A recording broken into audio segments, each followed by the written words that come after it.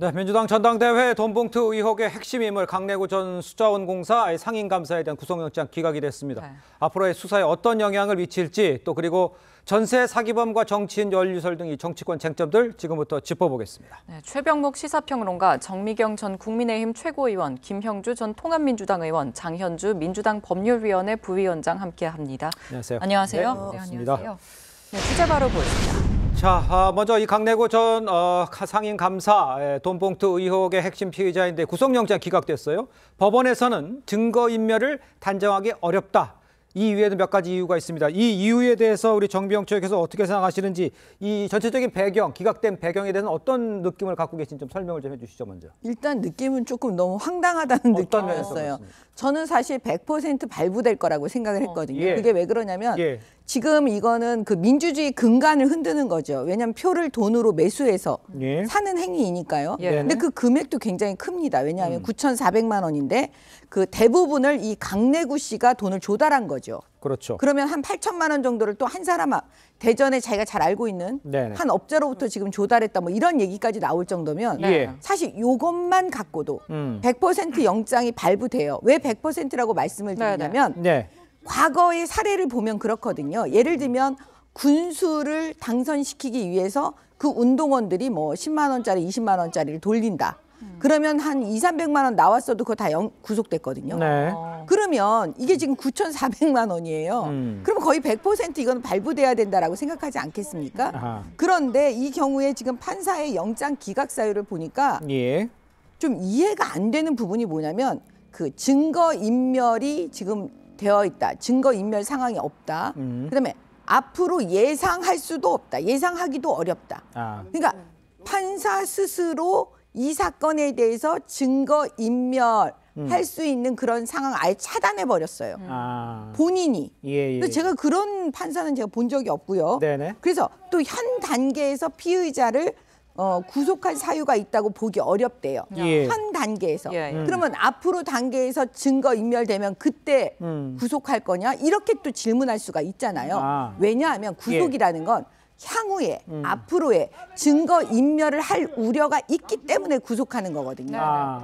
그렇기 때문에 이거는 판사가 봐준 게 아니냐 이런 생각이 들고요. 조금 덧붙이면 예. 검찰도 검사도 좀 잘못한 것 같아요. 어떤 면에? 이 범죄 자체만 그냥 단순하게 심판을 받는다라는 의미에서 법원 판사한테 줬어야 되는데 예. 거기다가 붙여요, 뇌물 사건을. 다른 왜냐하면 거. 수자원공사 이 사람이 상임감사위원인가 뭐 했었대요. 예. 근데 그때 당시에 뭐 설비 납품 대가로 뇌물 300만 원을 넣었는데 예. 그게 이제 뇌물 300만 원 하니까 이게 아마 너무 조급해서 검사가 혹시라도 발부되지 않을까를 대비해서 이걸 집어넣었는데 아마 오히려. 이게 제대로 입증이 안 된 상태였기 때문에 예. 판사가 기각하기가 되게 쉽게 만들어버린 게 아닌가. 이런 추측은 됩니다. 알겠습니다. 장현주 변호사님, 증거인멸을 단정하기 어렵다. 이렇게 이야기한 것에 대해서는 어떻게 생각하십니까? 기각 결정 나온 것에 대해서. 일단 구속영장이 발부가 되려면 범죄 혐의가 소명돼야 되는 것은 기본이고요. 네. 나아가서 구속 사유가 있어야 됩니다. 구속 사유는 아시다시피 도주 우려라든가 주거가 부정하다든가 또는 증거인멸의 우려가 있을 경우인데요. 그렇기 때문에 검찰이 구속영장을 청구하면서 증거인멸 가능성에 대해서 굉장히 힘주어서 강조를 한 바가 있습니다. 네. 그러나 법원에서는 결국에는 증거인멸 가능성 자체를 인정하지 않은 것으로 봐야 될 것 같은데요.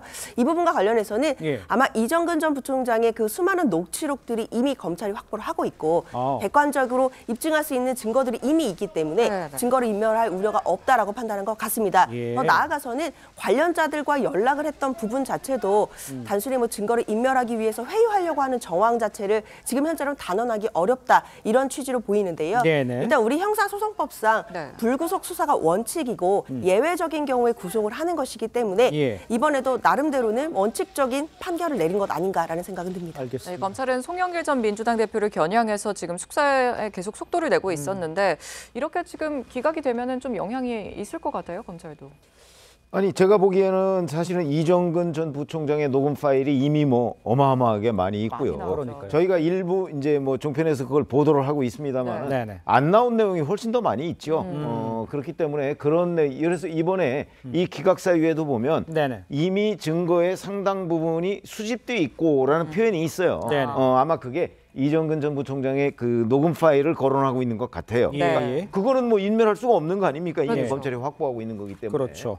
그런 점에 비추어 본다면 이 뭐 수사의 순서, 예를 들어서 강내구 감사를 구속하고 뭐 이어서 뭐 윤관석 의원이나 이성만 의원 소환해서 조사하고 보완 조사한 뒤에 이제 송영길 전 대표 조사하고 뭐 이렇게 하려는 원래의 계획이 좀 헝클어진 측면은 있을지 몰라도 네. 기본적으로 이정근 전 부총장의 녹음 파일이 워낙 강력한 네, 증거이기 네. 때문에 저는 뭐 순서만 조금 뒤바뀌었을 뿐이지 아. 아마 큰 차질이 있지는 않을 것이다 이렇게 봅니다. 알겠습니다. 이런 상황에서 검찰에서는 이번 기각에 대해서 영장 재청구 검토하면서 신속하게 수사를 이어갈 계획이다. 이렇게 이제 전하고 있습니다.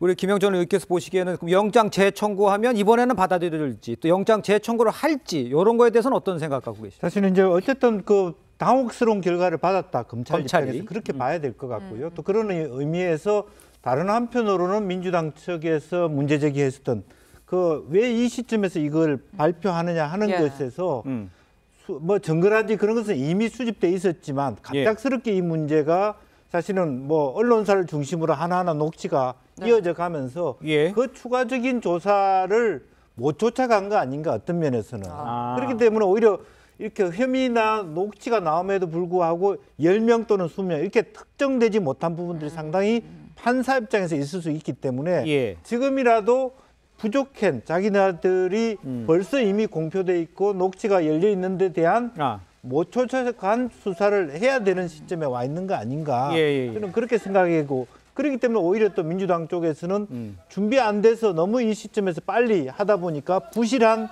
기소, 부실한 수사에 대한 어떤 마음만 급했지 않았냐 이런 비판을 받게 되는 계기가 되었다 그렇게 봅니다. 저기 정명 씨에서 이걸 여쭤볼게요. 지금 돈을 만들어 지금 우리가 알고 있는 녹취 그 내용에 보면 돈을 만든 것이 이제 이 감사잖아요. 강내구 감사. 그렇다 그러면 검찰 쪽에서는 재청구를 해서 이렇게 해서 수사를 해야 되는 상황이라고 막고 재청구를 해야 된다고 보십니까? 아니면 지금 상황에 다시 또 안 될 거라고 보십니까? 아니 저는 검찰에서 이거는 재청구를 해야 됩니다. 네네. 왜냐하면 지금 핵심은 송영길 대표를 향해서 수사는 가고 있는 거거든요. 예. 어찌됐든 간에. 예. 그러면 송영길 대표를 향해서 가려면 이 가장 중요한 핵심 피의자인데 이 사람의 신병이 확보되지 않고는 갈 수가 없습니다.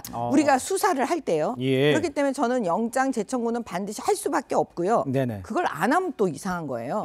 그리고 그때는 저는 법원에서 발부될 가능성이 높아 보입니다. 아 그렇군요. 예. 알겠습니다. 일단 영장 재청구 얘기를 하셨는데 이렇게 예. 검찰은 조만간 자금을 댄 이 스폰서 김 씨에 대한 조사도 이어갈 계획입니다. 예. 네, 강 씨와 이정근 전 사무부총장이 돈을 어떻게 마련해야 할지 이른바 꿀팁까지 공유하는 녹음 파일도 있는데 함께 들어보시죠. 얼마? 그러면은 1,000만 원 이렇게 얘기해야 됩니다. 그러면 얘는 100만 원을 생각하고 있다면 1,000만 원을 두드려 맞기 때문에 500을 갖고 옵니다. 진짜 완전 엑기스 전수해주네요. 자, 검찰은 이르면 김 씨를요, 이 다음 주부터 조사할 예정입니다. 김 씨, 송영길 전 대표를 포함해서 민주당 인사의 스폰서라는 이런 의혹도 사실 받고 있습니다. 조사 결과에 따라서 민주당에 미칠 파장 어떻게 좀 전망을 할 수 있을까요? 그런데 김 씨가 지금 적극적으로 자기 방어에 나서고 있잖아요. 그렇습니다. 예. 언론 인터뷰 등을 통해서 예. 본인이 그런 요구를 받은 건 사실인데 안 했다는 거예요. 그러나 실질적으로 다 거절했다 이렇게 지금 주장을 하고 있어요. 그렇습니다. 그러니까 저 주장이 어디까지 사실인지. 그러나 이제 현재 드러난 거는 2008년 9년 이즈음부터 민주당 의원들에 대해서 아까 뭐 586 얘기를 많이 합니다만은 예. 의원들에 대해서 뭐 합쳐서 한 6,500만 원 정도의 후원금을 낸 거로 돼 있단 말이죠. 네. 근데 그 후원금은 합법적인 거예요. 그렇죠. 그러니까 그 후원금을 냈다고 누가 뭐라고 할 수는 없는 거고 후원금 외에 이제 불법적인 자금을 이 사람이 됐느냐 안 됐느냐. 네. 근데 저 녹음 파일에 보면 아주 스폰서라고 딱 나오니까 그러네. 자기네들 말로 그렇게 나오니까 틀림없이 저 스폰서라는 건 후원금을 냈다는 의미만 가지고서 스폰서 얘기는 아닐 거란 말이죠. 네. 그러니까 이제 검찰이 본인은 저렇게 부인하고 있는데 예. 이 사람이 불법적으로 언제 어떤 자금을 댔느냐 하는 것을 입증을 해야지요. 그렇죠. 입증을 해서 그런 것들을 이제 만약에 추가해서 그리고 그거에 대한 반대급부 대가가 뭐 있었는지 예. 지금 나오는 거는 뭐 이 김 씨의 딸이 그 이재명 캠프에 들어갔다 정도인데 그렇습니다. 그 외에 다른 대가가 없었는지 이런 추가적인 수사가 있어야 그래야 아마 제가 보기에는 강래구 씨에 대한 구속영장도 재청구가 충분히 가능하고 이 때에 따라서는 이 김 씨도 그런 식으로 사법 처리가 될 가능성이 있지 않나 이런 생각합니다. 알겠습니다. 위원님께서 잠깐 얘기를 해주셨는데 스폰서 김 씨의 자녀가 이재명 대선 캠프에 출근하게 됐다는 이 정황이 담긴 녹음 파일 함께 들어보겠습니다. 예. 오늘부터 출근했다. 아, 그랬어요? 정무팀에 내가 야, 전화해 볼게요. 있나? 촐랑거리고 또 여기저기 얘기하지 말고. 나한테 얘기도 안 하던데. 또 아마 그 전화를 받으면 너한테 아빠한테 먼저 하겠지. 그러니까 네가 또 제발 그 촐랑거리지 말고 가만히 있어. 또 민주당은 김모 씨의 딸이 전당대회 후 이재명 대선 캠프에서 일을 했다고 인정했습니다. 예. 그런데 민주당은 봉사 차원이라는 입장인데 이재명 대표와의 좀 연관성이 밝혀진 거 아니냐 이런 주장도 나오긴 하거든요. 어떻게 보셨어요? 근데 이제 좀 수사가 어려운 점이 송영길 의원하고의 친분이 있고 송영길 말하자면 당대표 선거에 말하자면 관여했다라는 거 하고 근데 지금 이제 송영길 캠프에서 일한 거나 혹은 뭐 송영길 당대표실에서 일했거나 하는 그런 부분이 아니라 또 이건 또 이재명 대선 캠프에서 일했다는 부분이라서 결국 핵심적인 용어는 대가성 아니겠습니까? 그렇죠. 대가성을 연결해서 하기가 사실 쉽지 않습니다. 그런데 그분이 그 뭐 따님인지 아드님 모르겠습니다. 자녀분이 실제로는 어떤 뭐 중국어도 잘하고 외국어도 잘하고 그 전에서 뭐 인터넷 활동도 한 적이 있었기 때문에 쓰였다라고 하는 부분에 대해서 꼭 이것의 연관성, 대가성을 어떻게 검찰이 말하자면 해낼 수 있을 것인가 그런 부분이 남아 있는 부분이 아닌가 싶고요. 또 하나는 스폰서라고 얘기하고 있습니다만은 결과적으로는 6천만 원이라고 하는 돈을 낸 것 자체가 불법이 아니고 또 하나는 강래구조차도 아마 그런 부분이 있을 겁니다.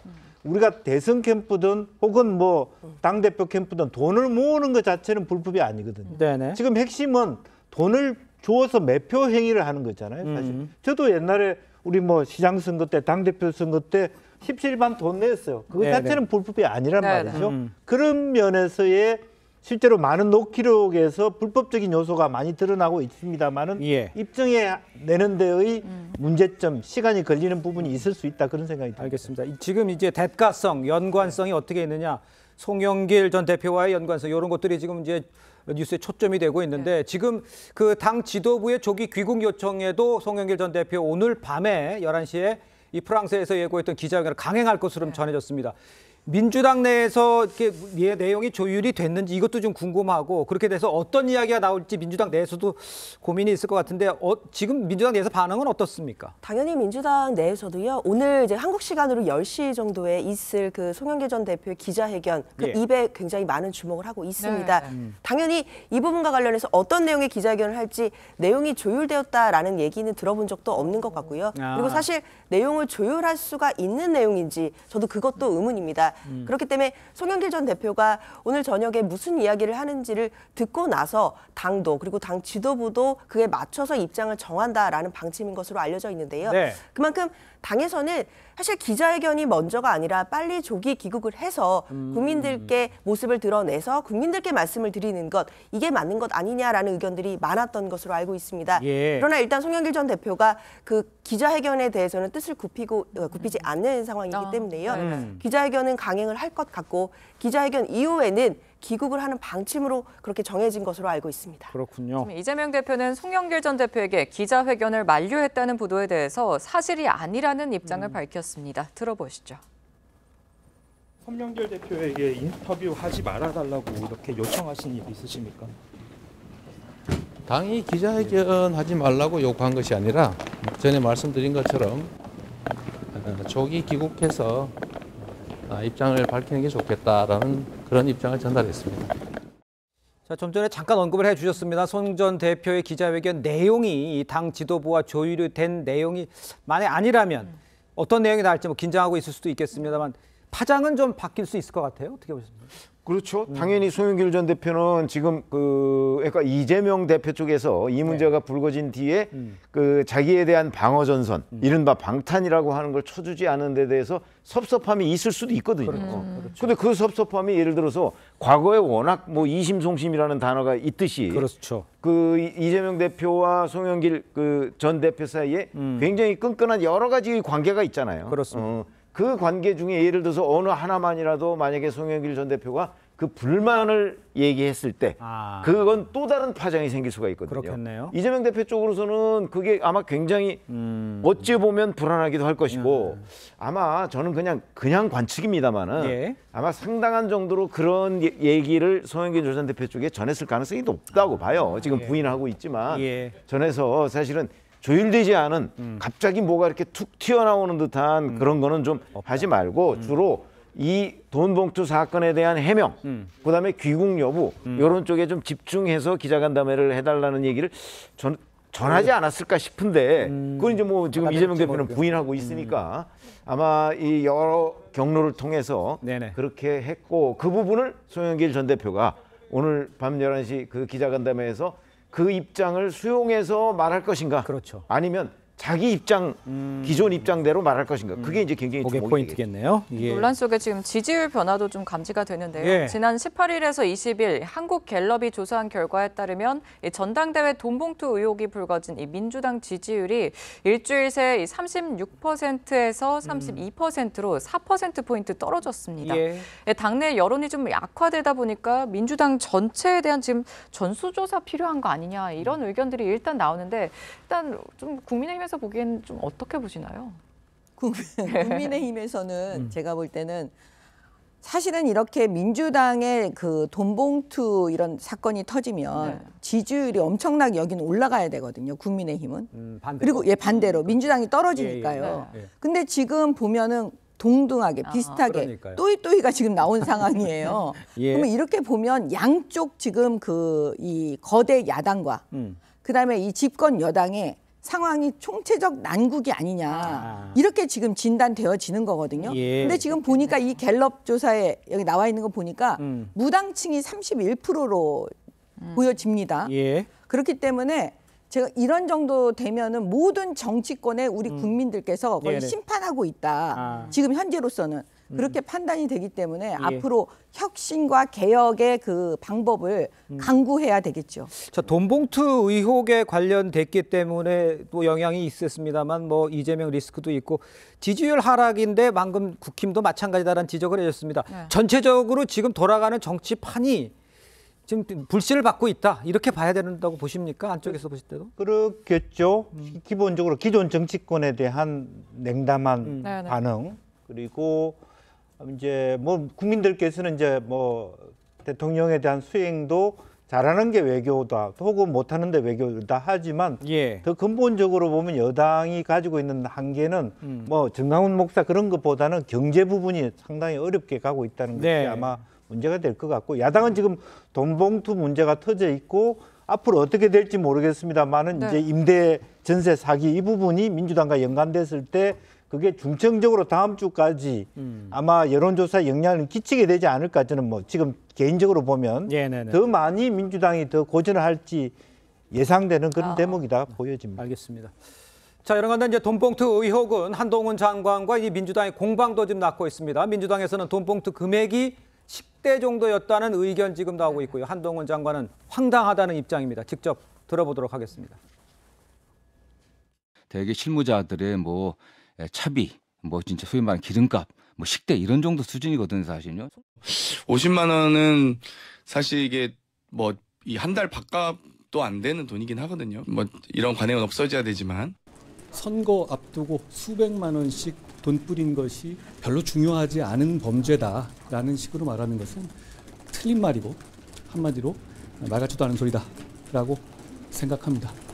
대한민국 평범한 국민들은 선거 관련해서 몇십만 원이나 몇만 원 주고 받아도 구속되어서 감옥 가고 받은 돈 50배 토해내야 합니다. 그게 대한민국입니다. 매번 국민의 대표라고 하시잖아요. 그런 황당한 말씀 하시는 분들은 어느 나라 국민을 대표하시는 건지 제가 모르겠습니다. 네, 들으신 대로 민주당에서는 돈 봉투는 오랜 관행이고 또 식대 정도의 적은 금액이다. 이런 주장을 하고 있거든요. 이거 어떻게 들으셨습니까? 지금 돈 봉투가 두 종류잖아요. 예. 50만 원짜리와 300만 원짜리 두 종류거든요. 네. 민주당에서는 300만 원짜리 돈 봉투는 안 보이는 것 같고 지금 저 한동훈 법무부 장관 얘기하는 거 보니까 50만 원짜리 봉투가 아니라 300 몇백만 원 얘기하는 거 봐서는 300만 원짜리 봉투만 보이는 것 같아요. 근데 엄밀하게 얘기하면 봉투는 두 가지입니다. 자, 50만 원 정도라면은 뭐 우리가 뭐 식대 기름값 정도라고 이렇게 양해하고 넘어가는 아마 국민들이 꽤 있을 거예요. 예. 근데 300만 원짜리 봉투는 그렇게 양해하고 넘어갈 사항은 아니죠. 300만 원짜리 봉투면 웬만한 사람 한 달 봉급인데 그런 것들을 돌리고 표를 이 매표 행위를 했다. 뭐 엄연한 범죄거든요. 물론 네. 50만 원짜리도 범죄는 범죄죠. 예. 그런 점에서 본다면 예. 지금 국민 눈높이가 어디에 와 있는지를 민주당 정성호 의원이나 장경태 최고위원이나 이런 사람들이 지금 잘 모르고 있는 거예요. 물론 정치권이 이 돈 봉투 문제와 불가분의 관계에 있는 거는 뭐 꼭 틀린 얘기라고 할 수는 없습니다. 예. 그러나 이런 돈 봉투 이게 불거졌을 때와 그렇지 않을 때 그냥 수면 아래에 있을 때의 대응 방법은 정치적으로도 달라야 되거든요. 예. 정치를 오래 하신 분들이기 때문에 그런 점에서 그 대응을 국민 눈높이에 맞춰야 되는데 지금 저런 식으로 마치 뭐 별 문제가 아니라는 식으로 얘기하면 점점 더 민심을 잃게 될 것이다 이렇게 생각합니다. 그러니까 있을 수도 있는 얘기지만 지금 표면에 나왔기 때문에 저런 식의 대응은 안 된다 이런 지적이신 거죠? 그런 거죠. 예. 알겠습니다. 그거는 뭐 정치를 오래 해보신 분들은 대개 인정하는 거라고 인정할 거라고 저는 생각합니다. 알겠습니다. 일단 정성호 의원은 자신의 발언에 대해서 사과했다는 말씀도 다시 덧붙여 드리도록 하겠습니다. 자, 이런 상황에 민주당에서는요, 자료가 검찰로부터 흘러나왔다면서 피의 사실 공표라고 비판하고 있고요. 한 장관, 민주당에서 고소고발하지 않은 것이 이 피의 사실 공표가 아니라는 것을 드러낸 입장이다 이렇게 말을 했습니다. 직접 들어보도록 하겠습니다. 뭐 매일같이 사실 피의 사실 공표가 되고 있는 거 아니겠습니까? 그 부분에 대한 1차적인 규명이 필요합니다. 언론에 보도된 녹음 파일이 검찰에서 제공된 것은 아니다라고 얘기했지만 검찰이 제공하지 않았다면 누가 제공할 수 있을까요? 맞든 틀리든 검찰은 정치적 저의를 가지고 있는 것은 분명하다. 안 믿으시죠? 사실이 당연히 아니고요. 만약에 민주당이 그게 진짜 검찰에서 나온 거다라고 생각하셨다면 벌써 고소고발하지 않았겠습니까? 과거에 이런 비슷비슷한 거에서 전혀 아무리 근거 없는 경우도 뭐 중앙지검 검사들을 피의사실 공표나 이런 걸로 고소고발 많이 해놨잖아요. 이건 안 하시네요. 왜 그러실까요? 아니기 때문인 거죠. 본인들도 아시는 거고. 이 자료가 검찰에서 흘러나온 피의사실 공표다. 그렇지 않다. 지금 뭐 좀 의견이 갈리는 것 같은데 어떻게 보셨습니까? 사실 뭐 그러니까 쟁점은 지금 이제 그러니까 피의 사실 공표다 아니다라는 것을 정치 쟁점화하는 것이 민주당한테 이론가에 대한 여부도 방금 포함되어 있다고 보여집니다. 예. 그것에 대한 부분이 어떻게 보면 민주당으로서는 변명이 될 것 같고 지금은 오히려 그것이 10만 원짜리든 300만 원짜리든 간에 전 국민 앞에 민주당 자체가 잘못했다라고 이렇게 용서를 빌어도 모자랄 판인데 그 돈이 뭐 기름값이냐 아니냐 혹은 비사실 공표냐 아니냐 하는 것은 주요한 주제는 아니라고 보여집니다. 그러니까 그런 의혹이 있다 하더라도 그걸 끝까지 추적해서 하는 것이 과연 민주당한테 옳은 것인가라고 하는 부분도 있고 또 하나는 이재명 대표가 첫 일성을 잘못했어요. 그러니까 처음에는 이게 검찰의 기획수사인 것처럼 얘기하다가 또 그 다음에는 검찰한테 이 수사를 공정한 수사를 촉구한다, 맡기는. 그러다 보니까 사실은 또 검찰에 공정한 수사를 맡겨놓고 검찰에 내고 피해 사실 공표를 하고 있다고 얘기하기가 어려운 그런 전략적으로 꼬인 점도 분명히 있기 때문에 이것은 한동훈 장관이 그런 공세에도 불구하고 사실은 민주당으로서는 할 말이 없다. 그렇게 말씀드릴 수밖에 없을 것 같아요. 그 장현주 변호사께서 보시기에 그럼 이런 지금 뭐 할 말이 없다라는 얘기도 하셨습니다만 지금 이게 뭐 현역 의원도 연루된 이야기도 나오고 있고 어느 정도 이게 수사가 상황이 정리가 되면 정계 개편의 영향이 촉발될 수 있는 가능성은 민주당에서 있다 이렇게 보고 계십니까? 어떤 식으로 평가를 하고 있나요? 지금 돌아가는 상황을. 사실 내부에서는 아직까지 이 부분이 뭐 공천에 미칠 영향 이런 얘기가 뭐 본격적으로 나오고 있는 상황은 아닙니다. 그만큼 이 돈봉투 살포 의혹 자체가 자체가 민주당 입장에서는 굉장히 큰 사안이고 예. 이 부분들을 어떻게 사실관계를 확정해서 국민들께 용서를 구하고 또 다시 신뢰를 얻는가 이 부분에 대해서 좀 많이 집중돼 있는 상황이긴 한데요. 네네. 그렇다 하더라도 제가 개인적으로 예측을 해본다면 예. 이미 벌써 그 녹취록에 등장하고 있는 윤관석 의원이나 이성만 의원 같은 경우에는 본인의 육성이 녹음이 된 상태이고요. 그렇죠. 그리고 돈 봉투를 받았다라고 지칭되는 의원들의 실명까지도 지금 다 거론이 된 상태입니다. 네, 네. 맞죠. 실제로 증권가 그 정보지를 통해서는 여러 가지 어떤 버전으로 그 돈을 받은 뭐 의원들의 리스트들이 지금 돌고 있는 그런 예. 상황이거든요. 예. 그리고 만약에 검찰에서 이 부분을 수사를 한다면 당연히 돈을 받은 것으로 지목되는 의원들에 대해서도 수사를 하지 않을 수 없습니다. 네네. 그럼 관련해서 정당법뿐만 아니라 정치자금법 위반 혐의를 적용하게 된다라고 한다면 예. 사실 이 부분은 100만 원 이상의 어떤 그 벌금형이 나오더라도 또 선거권, 피선거권과도 직결되는 문제가 있습니다. 그러니까 정치 생명이 걸려 있다는 것이죠. 예. 그렇기 때문에 앞으로 검찰이 이 돈을 받은 의원들에 대해서 어떻게 수사를 해나가는지에 따라서 예. 이건 민주당이 어떻게 주체적으로 하는 것이 아니라 이 수사에 따라서 당연히 정치 개편이라든지 전국의 구도가 달라지는 부분 뭐 당연히 있을 것으로 예상이 됩니다. 알겠습니다. 자, 저희는 다음 주제로 좀 넘어가 보도록 하겠습니다. 자, 백현동 아파트 인허가 이 관련 의혹 짚어봐야 할 텐데요. 이재명 대표의 측근이었던 이 김인섭 씨가요 개입을 했고 김 씨의 로비로 성남시에서 인허가를 해줬다 이런 의혹이죠. 이 김인섭 씨 옥중에 있어서 자신은 그럴 상황이 아니다 이렇게 했는데 글쎄 이 옥중 편지의 백현동 사업을 챙긴 정황 이게 지금 나오면서 문제가 되고 있는 거예요. 좀 정리를 좀 해주시죠. 그렇죠. 사실은 김인섭 씨가 이 그 백현동 시행업자 거기에 그 회사에 들어간 게 2015년 1월입니다. 네. 근데 몇 달 뒤에 4월에 갑자기 다른 사건으로 구속이 돼요. 그러면서 감옥에 1년간 있거든요. 네네. 그런데 백현동이 용도 변경 4단계로 올라간 것은 그해 9월입니다. 그러니까 그 말은 맞아요. 본인이 감옥에 있을 때 백현동이 용도 변경이 된 건 맞아요. 그러면 이게 그러면 감옥에 있었기 때문에 본인 말대로 아무런 자기는 로비를 할 수가 없었다 그랬느냐? 근데 TV조선이 옥중 편지를 입수했잖아요. 입수한 게 한 10통이 넘어요.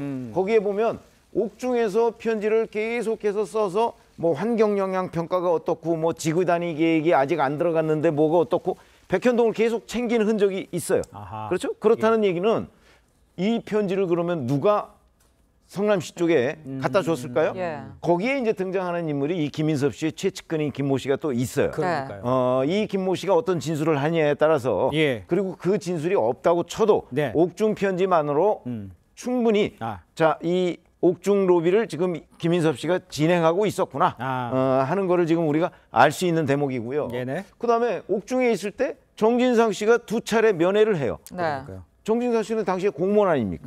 공무원이 그 건설 비리로 들어가 있는 그 피고인을 2차례 면회한다는 게 상식적으로 이해가 되지 않는 일이죠. 그러니까요. 이런 거 저런 거 정황을 종합해 보면 그러면 결국은 이 김인섭 씨의 로비가 뭐 옥중에 있든 뭐 아니면 나와 있든 간에 상당히 역할을 했다 이렇게 보이고요. 또 하나는 그 바로 그 김인섭 씨가 또 녹음한 부분이 있어요. 그 녹음 파일도 엊그제 검찰이 압수했다고 하니까 그 녹음 파일에 보면 보다 더 분명한 정황이 드러날 것이다 이렇게 생각합니다. 그 김인섭 씨 녹음 파일은 뭘 얘기하는 겁니까? 그게 김인섭 씨가 아니죠. 김인섭 씨가 이 시행업체 대표하고 그 전화하면서 이제 녹음한 내용인데 거기에 보면 시행업체 대표가 아니 뭐 우리 저 형님이 다 하지 않았느냐 이런 부분이 나와요. 형님이 다 했다는 게 뭘까요? 로비라고 봐야죠. 알겠습니다. 지금 녹음 파일도 얘기하셨는데 말씀하신 것처럼 정진상 전 실장 등 당시 이재명 성남시장 측근이 수차례 좀 면회한 사실도 드러났고요. 옥중 편지도 나왔고요. 지금 옥중 편지 뭐 이런 녹취 이런 게 다 증거로서의 영향력 어느 정도 좀 영향을 미칠까요? 일단 검찰이 이 녹취나 또는 이제 그 옥중의 편지를 가지고 모든 걸 단정하지는 않겠지만요. 적어도 의심하는 정황 그리고 수사에 당연히 단서가 됩니다. 이것을 가지고서 검찰 입장에서는 이 내용들 그러니까 이제 옥중 편지라든지 그 녹취 내용이 그것 자체로 뒷받침할 만한 어떤 다른 증거들이 있는지를 찾아 나갈 겁니다. 관련해서 참고인들도 더 불러서 진술을 해서 과연 이 녹취라든지 아니면 옥중 편지 내용이 작성되는 시기에 정말 이런 내용들이 사실로 있었는지 여부를 확정해 가면서 검찰로서는 만약에 이 편지나 녹취 내용이 더 믿을만하다, 신빙성이 있다라고 믿게 된다면 이것을 수사에 굉장히 중대한 단서로 삼고 앞으로 정진상 씨나 뭐 그리고 그 윗선에 대해서도 수사를 확대할 그런 계획이 있을 것으로 저는 생각이 듭니다. 알겠습니다. 이재명 대표에게 어떤 영향이 있는지 좀 수사 상황을 좀 지켜보도록 하고요. 또 하나는 이제 이재명 대표의 최측근 정진상 전 대표실 정무조정실장 이 청구한 보석이 허가가 됐습니다.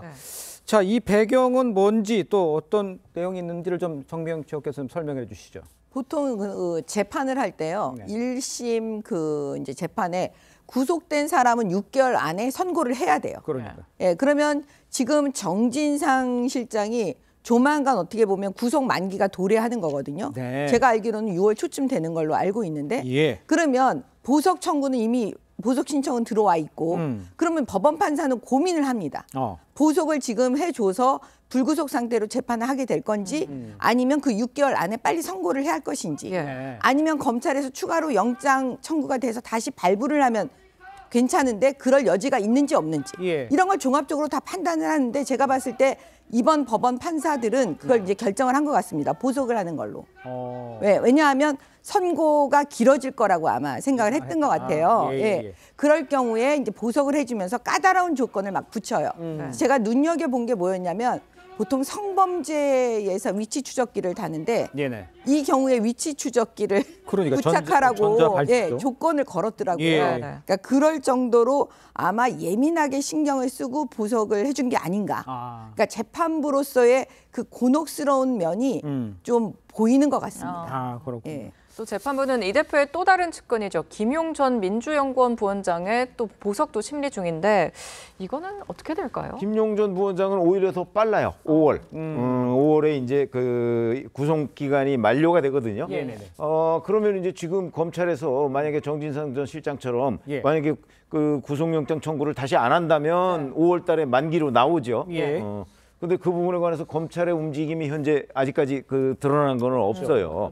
근데 검찰은 가급적이면 김용 전 부원장의 경우는 정진상 전 실장보다는 오히려 증거인멸의 가능성을 훨씬 크게 보고 있기 때문에 아마 조만간에 뭐 다른 혐의로 영장을 청구할 가능성이 좀 있지 않나. 근데 그렇게 안 된다면 그러면 이제 구속 만기로 또 풀려나야 되겠죠. 근데 보통은 구속 만기로 풀려나도록 하지는 않고요. 그 전에 대부분 이제 보석을 넣어줘서 조건을 많이 걸어서 보통 보석을 허가해 줍니다. 알겠습니다. 자, 상황을 좀 지켜보도록 하고요. 저희는 다음 주제로 좀 넘어가 보도록 하겠습니다. 자, 인천 전세 사기 사건 좀 짚어봐야 할 텐데 세입자 3명의 죽음이 원인이 되기도 했죠. 이 사건을 주도한 이 남 씨가 최문선 강원도지사 재임 당시에 6,700억 원 규모의 이 동해안 개발 사업권을 획득한 것으로 지금 드러나 있습니다.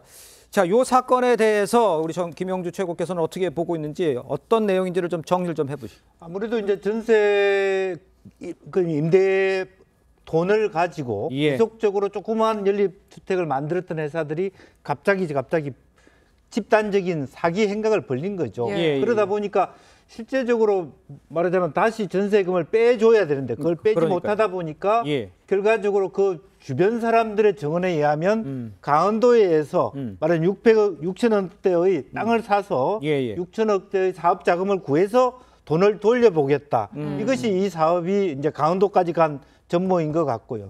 또 그러다 보니까 이것이 전체적으로 보면 한 개인의 어떤 부분이 아니라 부동산 업자들이라든지 임대사업자라든지 다양한 어떤 집단들이 구성해서 피해를 입혔다. 그리고 이것이 단순히 인천의 어떤 개인의 문제가 아니라 지금 계속 나오고 있는 게 국토부 장관이나 또 당의 국민의힘의 사무총장 얘기에 의하면 뒷배경이 있는 것처럼 얘기하고 있기 때문에 민주당으로서도 굉장히 촉각이 가지는 대목이다 그렇게 보여집니다. 지금 말씀을 하셨지만 이 사회적 물의를 일으킨 회사가 어떻게 동해안 이 경제자유구역 사업과 같은 좀 큰 사업인데 이걸 어떻게 맡겨낼 수 있었을까 좀 의문이거든요. 이것 때문에 민주당 소속 정치인과 뭐 연관이 있는 거 아니냐. 아니 근데 그때 그 당시에는 사실은 그 지금과 같은 물의가 빚어진 건 아니죠. 물의가 빚어진 다음에 저기에 도전한 건 아니거든요. 그렇습니다. 그러나 다만 이런 것들은 있어요.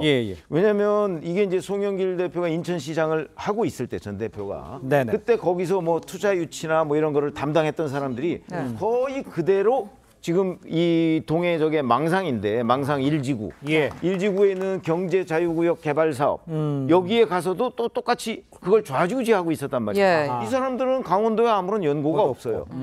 그러면 도대체 이 사람들이 인천에서 자기 그 뭐 사업체를 영위한다든가 아니면 무슨 직책을 갖고 있던 사람들이 그 생면부지인 강원도에 가서 저런 걸 맡고 있었던 배경, 그다음에 그 남모 씨가 네네. 사실은 그 망상지구 그 사업 시행업체를 만드는데 만들자마자 곧바로 이 그 시행 사업을 따요. 지금 6,700억 원이라고 하는 그런 것도 좀 의문이죠. 네. 그러니까 이제 거기에서 그 최문순 강원도지사와 연결되는 누군가 인천에 유력 정치인이 있는 것 아니냐 이런 이제 의심을 받게 되고 있는 알겠습니다. 지금 의심이 받게 되는 내용에 대해서 뭔가 좀 의심을 받게 된 연결고리가 있지 않느냐라는 상상을 할 수 있는 만한 근거를 지금 마련해 주셨는데 이 최문순 전 지사는 경제자유구역 개발 사업, 이 산업통상자원 이 부장과 관계 행정기관의 협의를 거쳐서 진행하는 사업으로 이 전세 사기와는 무관하다 이런 입장인데 장윤주 변호사님께서 최문순 전 강원지사의 그 입장을 좀 정리 좀 해주시죠.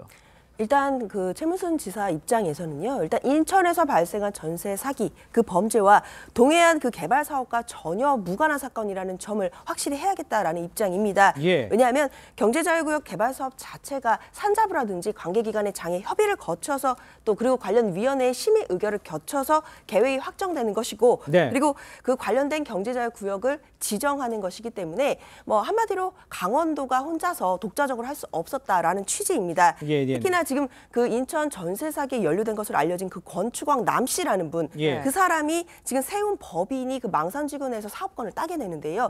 그 과정도 그 관련된 법이나 그런 행정 절차에 의한 것이었지 뭐 지금 언론에서 보도되는 것 같은 그런 의혹은 없다라는 취지이고 모든 것이 절차에 따라 진행된 것인데 지금 현재 발생한 인천 전세 사기와 이 그 경제자유구역에서 이 사업과의 관계성을 지금 보도하거나 의혹을 삼는 것 이거 자체가 좀 부적절한 거 아니냐라는 그런 입장입니다. 아니 근데 쉽게 얘기하면 같은 사람이에요.